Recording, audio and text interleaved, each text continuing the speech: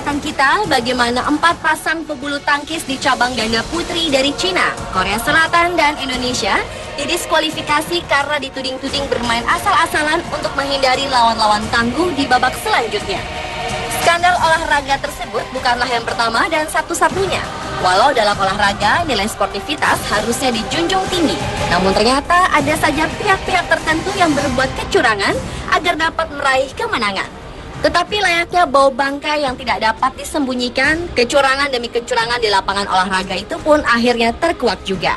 Bahkan banyak di antara kasus kecurangan tersebut justru mempermalukan dan merugikan diri sendiri. Dari banyak skandal di dunia olahraga tersebut, berikut On The Spot merangkum dalam 7 skandal olahraga yang menggemparkan.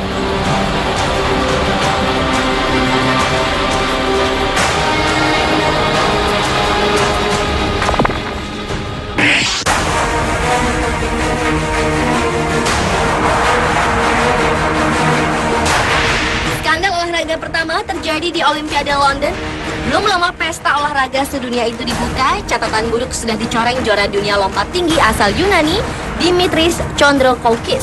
Ia dikeluarkan dari Olimpiade London setelah terbukti menggunakan doping atau obat terlarang, jenis steroid stanozolol, yang dulu juga dipakai pelari asal Kanada Ben Johnson di Olimpiade Seoul 1988. Ketika itu, Ben Johnson harus pulang dengan malu setelah hasil metabolisme zat steroid anabolik stanozolol, yaitu suatu zat untuk meningkatkan massa otot dan kekuatan seseorang, ditemukan pada sampel urinnya setelah kemenangannya melawan Carl Lewis di final lari 100 meter.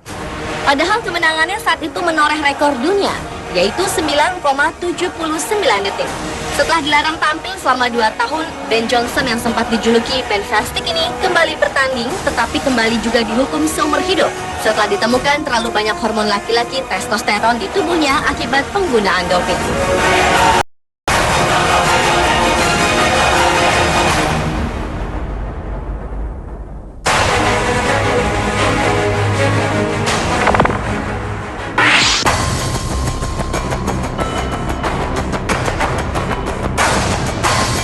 Skandal olahraga juga mengguncang persepak bolaan Italia saat akan menjelang tampil di Piala Eropa 2012 yang disebut Scomesopoli.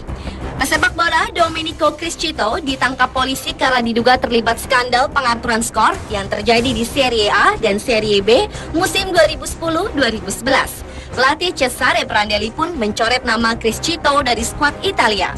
Criscito, pesepak bola Italia yang menjadi pemain belakang klub Rusia Zenit Saint Petersburg itu, bersama 19 orang lainnya seperti pelatih Juventus Antonio Conte, bek Juventus Leonardo Bonucci, kapten Lazio Stefano Mauri, dan striker Genoa Giuseppe Scully, ditengarai punya andil dalam kasus tersebut setelah penangkapan bandar judi ilegal asal Singapura Tan Set Eng akhir 2011 lalu.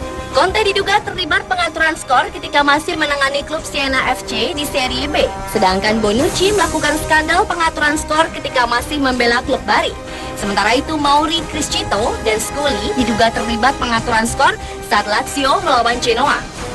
Sebenarnya skandal ini bukan yang pertama kalinya mengguncang dunia persepak bolaan Italia. Tahun 1980, 1986, dan tahun 2006, skandal yang sama juga pernah terjadi. Tahun 2006, skandal yang disebut Calciopoli itu menggunakan wasit sebagai alat untuk menentukan hasil kemenangan musim 2004-2005. Atas skandal 2012 ini, Perdana Menteri Italia, Mario Monti, meminta menghentikan liga untuk beberapa tahun untuk membereskan skandal memalukan itu.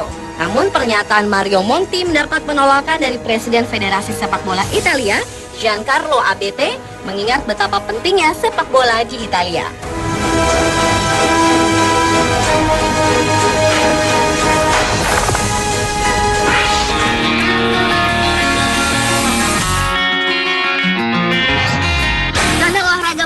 Berikutnya terjadi pada final tinju di Olimpiade Seoul 1988. Petinju Amerika Serikat Roy Jones Jr. mencatat 86 pukulan terhadap lawannya. Petinju asal Korea Selatan Park Si-hun yang hanya mencatat 32 pukulan. Namun ternyata Park dimenangkan dalam pertandingan itu. Tak lama setelah pengumuman itu, satu hakim mengakui bahwa keputusannya adalah sebuah kesalahan. Oleh sebab itu, Komite Olimpiade Internasional melakukan investigasi. 9 tahun setelah Olimpiade Seoul berlalu, yaitu tahun 1997, barulah terkuak bahwa para pejabat Korea Selatan telah menyuap hakim pertandingan saat itu. Namun sayang, keputusan Komite Olimpiade menetapkan bahwa Park Si-hun tetap berhak atas medali emasnya.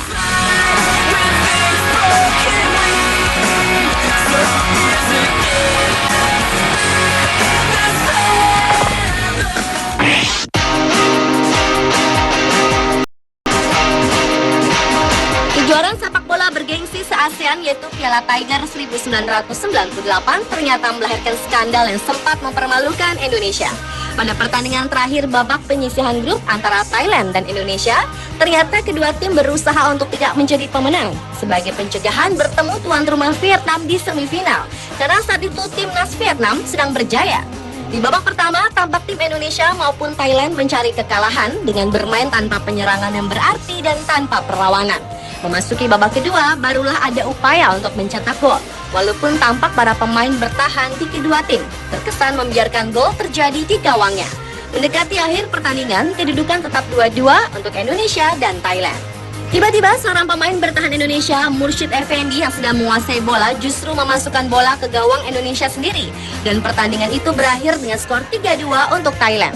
Indonesia memang berhasil menghindari Vietnam di semifinal karena bertemu Singapura, tetapi Indonesia tetap gagal menembus final. Kekalahan itu tidak seberapa memalukan dibanding skandal yang telah dilakukan Mursyid Effendi. Akibat tindakannya itu, Indonesia didenda oleh organisasi olahraga sepak bola dunia FIFA dan almarhum Rusdi Bahalwan, sang pelatih, serta Mursyid Effendi sendiri dilarang bermain di level internasional seumur hidup.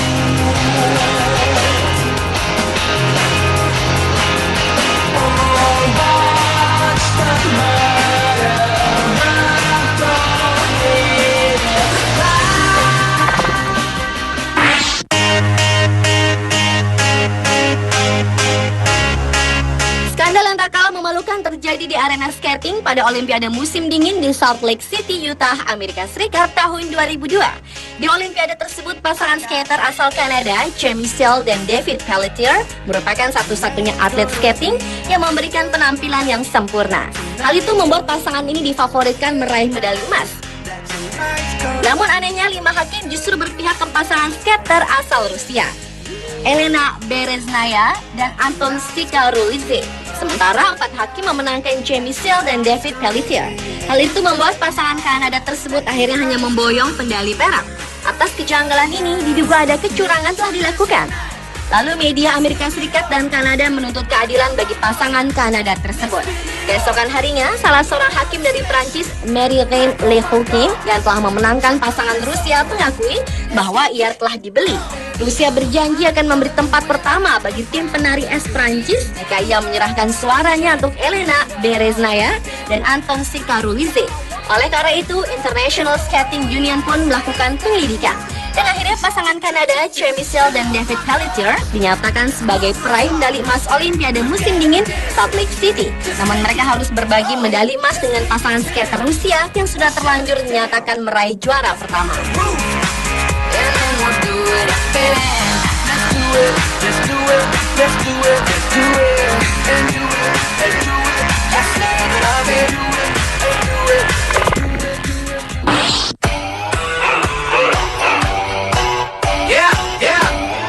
Skandal berikutnya terjadi di ajang Formula One Grand Prix Singapura September 2008 yang dikenal dengan istilah Crash Gate. Kemenangan Fernando Alonso dari tim Renault saat itu disinyalir melibatkan rekan timnya Nelson Piquet Jr. yang ditugaskan untuk menabrakkan mobilnya ke dinding pembatas agar Alonso memenangi lomba. 9 bulan kemudian, ayah Nelson Piquet Jr. mengungkapkan kepada FIA atau organisasi yang menaungi balap motor dunia bahwa anaknya diminta untuk sengaja mencelakai diri sendiri di GP Singapura 2008 itu. Setelah FIA melakukan penyelidikan, Nelson Piquet Jr. pun dipecat dari tim F1 Renault. Namun yang mengejutkan, ia mengaku bahwa kecelakaan di GP Singapura 2008 tersebut atas perintah bos Renault, Flavio Briatore, dan ketua direktur mesin, Pat Symonds. Pihak Renault tidak terima atas tudingan itu, lalu balik menuding bahwa mantan pembalapnya itu melakukan pemerasan dan mengajukan tuntutan hukum terhadap Nelson Piquet Jr. dan ayahnya. Skandal itu akhirnya berujung dengan mundurnya 2 petinggi yang disebutkan Nelson Piquet Jr. I ain't got no red express.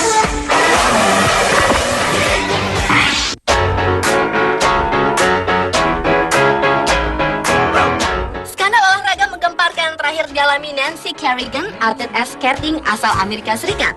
Pada tanggal 6 Januari 1994 saat sedang berlatih untuk kejuaraan figure skating Amerika Serikat di Detroit, Nancy dipukuli di bagian lutut oleh Shane Stam, orang suruhan mantan suaminya. Tindakan pencideraan itu dilakukan untuk menggagalkan ambisi Nancy yang menang difavoritkan untuk meraih medali emas Olimpiade musim dingin di Lillehammer, Norwegia di tahun yang sama. Pesaing Nancy yaitu Tonya Harding ternyata mengetahui rencana itu. Akhirnya Tonya juga ditangkap dan dihukum 3 tahun masa percobaan serta denda 160.000 US dollar. Untunglah kaki Nancy tidak cedera dan ia tetap mau bersaing di Olimpiade. Skandal itu menjadi yang paling dipublikasikan dalam sejarah Olimpiade.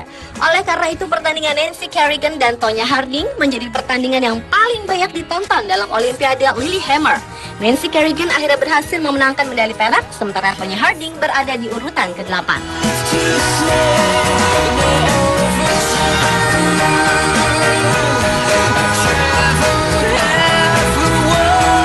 Pemirsa, adalah 7 skandal olahraga yang menggemparkan versi On The Spot.